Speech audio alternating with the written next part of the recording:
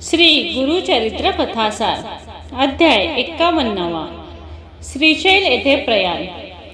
श्री गणेशाय नमः. सिद्ध मुनी नामधारकांना म्हणाले, गुप्त रूपाने गाणगापुरात राहायचे आणि लोकांना दिसेल अशा दृश्य देहाने श्री पर्वतावर जायचे असे श्री गुरूंनी ठरवले आणि ते शिष्यांचा निरोप घेऊ लागले. त्यावेळी गुरु विरहाने आपली स्थिती कशी होईल याची चिंता करणारे शिष्य त्यांना न जाण्याची विनंती करू लागले. तेव्हा गुरूंनी शिष्यांची नीट समजूत घालीत म्हटले, मी इथेच राहीन, पण सामान्य लोकांना दिसणार नाही. ज्यांची मजवर खरी पूर्ण श्रद्धा असेल त्यांनाच माझे दर्शन मिळू शकेल.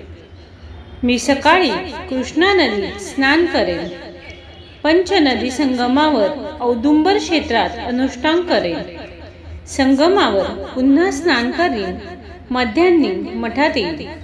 येथे मी पूजेचा स्वीकार करेन. तुम्ही चिंता करू नका.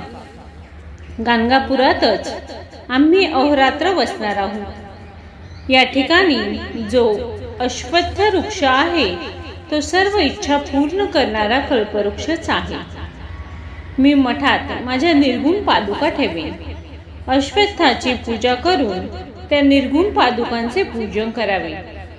विघ्नहर चिंतामणीची पूजा करावी. त्याने तुमची विघ्ने नष्ट होईल. अष्टतीर्थांची यात्रा आणि स्नान करणारे भक्त मला विशेष प्रिय होतील.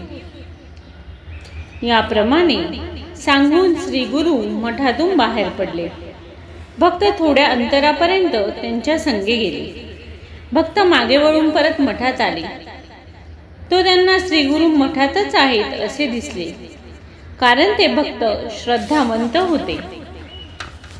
श्री गुरु पाताळगंगा प्रवाहाच्या तीरापाशी आले. त्यावेळी त्यांच्याजवळ 4च शिष्य होते. माझ्यासाठी फुलांचे आसन तयार करा. मी या नदीतून श्री पर्वतापर्यंत जाईन आणि मल्लिकार्जुनाशी ऐक्य पाहून राहीन असे त्यांनी शिष्यांना सांगितल्यावर शिष्यांनी शेवंती, कमळ, कल्हार अशी फुले केळीच्या पानात गुंडाळून आणली. त्या फुलांचे सुंदर आसन गुंफून तयार केले आणि ते गंगेच्या पाण्यावर ठेवले. तेव्हा श्री गुरु म्हणाले, आता तुम्ही गावात परत जा. मी मठातच तुम्हाला भेटेल, दर्शन देईल. चिंता करू नका. लौकिक दृष्टीने आम्ही जातो असे वाटेल, पण मनात नक्की समजून असा की आमचा भक्तजनांच्या घरातच निवास असेल. असे म्हणून श्री गुरु उठले आणि भक्तांच्या देखतच ते पुष्पासनावर बसून प्रवाहाबरोबर बसल्याची स्थितीतच जाऊ लागला. मी माझ्या निज स्थानी जातो. तेथे पोचल्यावर प्रवाहातून फुले प्रसाद म्हणून पाठवतो असे ते शिष्यांना म्हणाले. त्यावेळी गुरुकन्या काशीत राहत होत्या. माघ कृष्ण प्रतिपदा होती. शुक्रवार होता. शिशिर ऋतू होता आणि बहुधान्य नाम संवत्सर होते.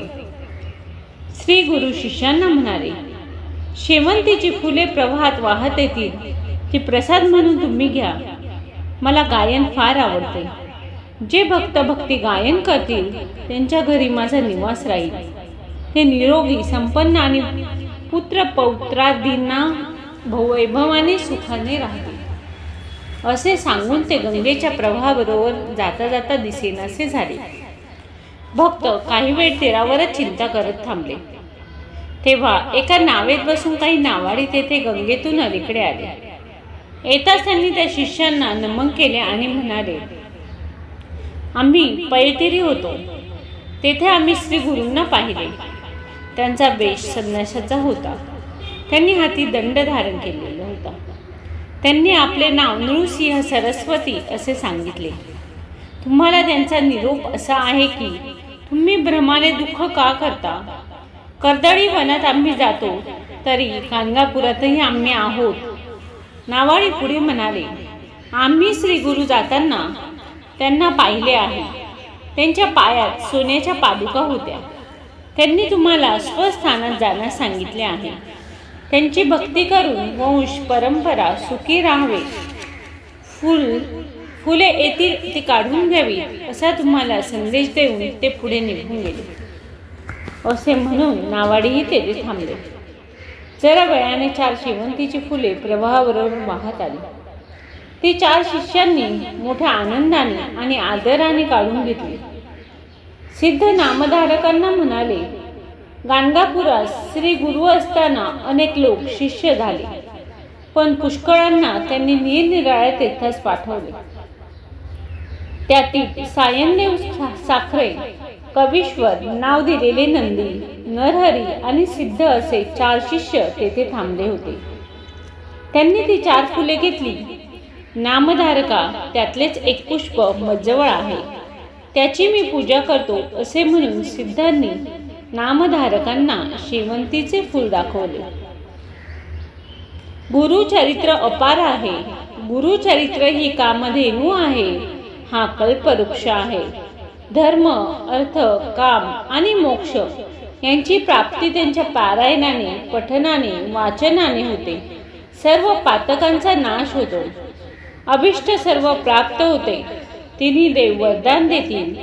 सायुज्य मुक्ती प्राप्त होईल. अष्टांग योगाचे साधन करावेच लागत नाही असे सर्व महात्म्य सिद्धांनी नामधारकांना सांगितले. तेच मी वाचकांना, सद्भक्त श्रोत्यांना आदरपूर्वक सांगते.